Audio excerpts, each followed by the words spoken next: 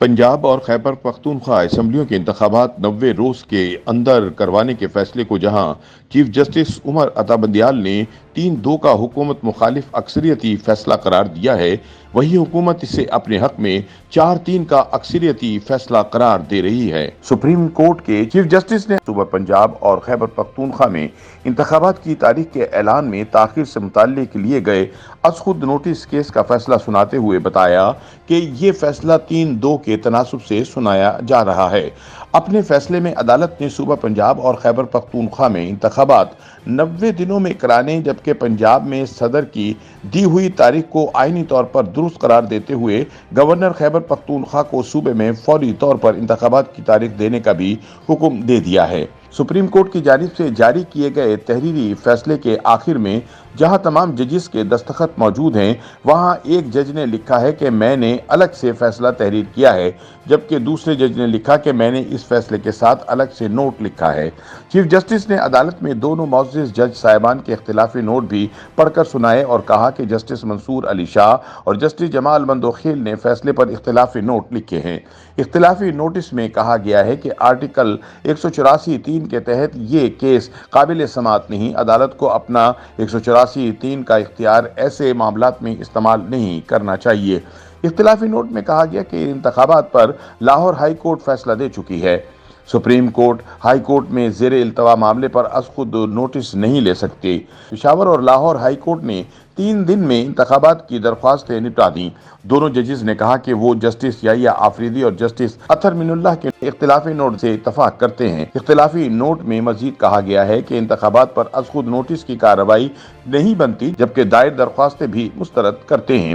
کمرہ عدالت میں جب یہ فیصلہ سنایا جا رہا تھا تو عمومی طور پر یہی سمجھا گیا کہ یہ فیصلہ 3-2 کے تناسب سے آیا ہے۔ پاکستان تحریک انصاف کے رہنماؤں نے اسپیکر کے وکیل بیرسٹر علی ظفر اور صدر مملکت کے وکیل سلمان اکرم راجہ کو مبارکبادیں بھی دیں، لیکن جو ہی چیف جسٹس نے جسٹس منصور علی شاہ اور جسٹس جمال مندوخیل کی جانب سے لکھے اختلافی نوٹ پہ یہ جملہ پڑھا کہ ہم جسٹس یحییٰ آفریدی اور جسٹس اطہر من اللہ کے فیصلے سے اتفاق کرتے ہیں تو کمرہ عدالت کا ماحول تبدیل ہونے لگا۔ بعض وکلاء ایک دوسرے کے کانوں میں سرگوشیاں کرتے نظر آئے۔ سماعت ختم ہوئی تو کسی وکیل نے آواز لگائی کہ فیصلہ 3-2 سے نہیں 4-3 کا ہو گیا ہے۔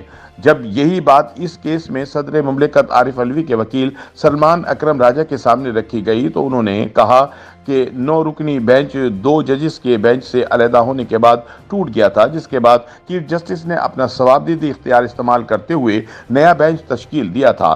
9 رکنی بینچ میں شامل جن ججز نے اختلافی نوٹ دیا تھا وہ معاملہ ادھر ہی ختم ہو گیا تھا۔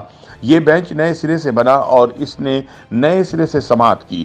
چیف جسٹس نے بتایا کہ فیصلہ 3-2 کے تناسب سے ہے تو اس فیصلے سے سابق فیصلے کا تعلق نہیں بنتا۔